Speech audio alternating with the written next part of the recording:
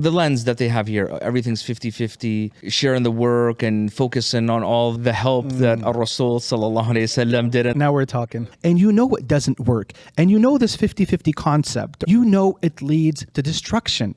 What I find very, very misleading is that for this same man now to become a different man when he assumes his position in front of a wide audience.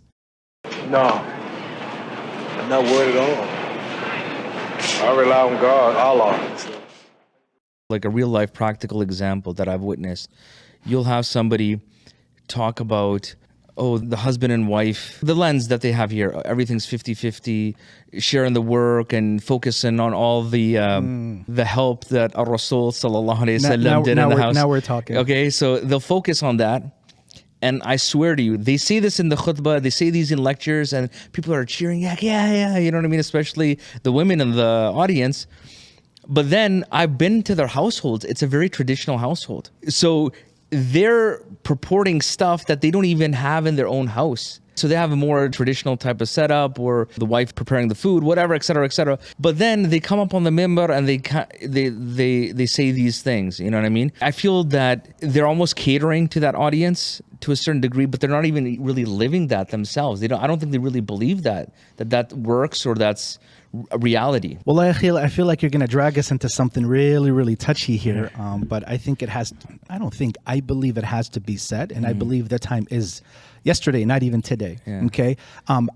I've had the same sentiments for years. See, when I ascend the mimbar or the pulpit and I'm getting ready to deliver a lecture, a talk, or a speech, I'm always keeping in my mind, if I were on the opposite side, I'd want the man who's in front of me to speak the utter truth.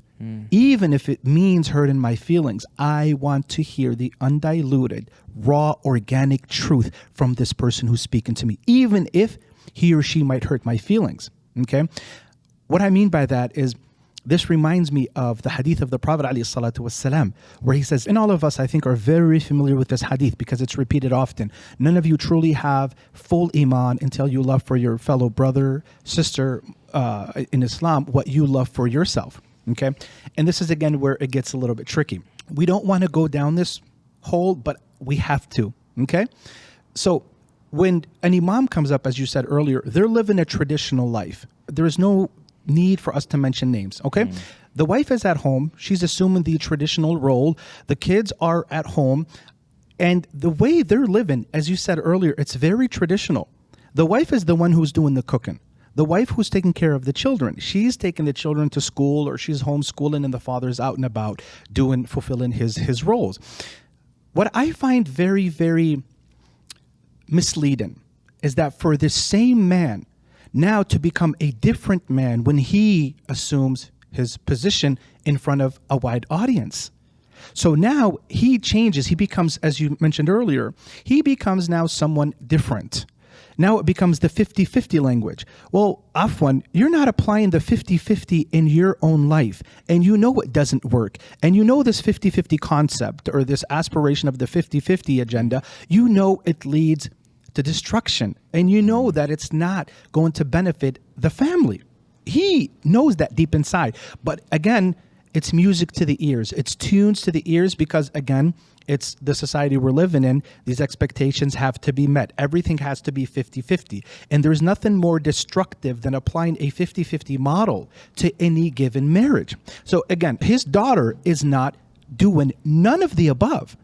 Now, however, when he comes and gives this huge mega speech, is he willing to address the above?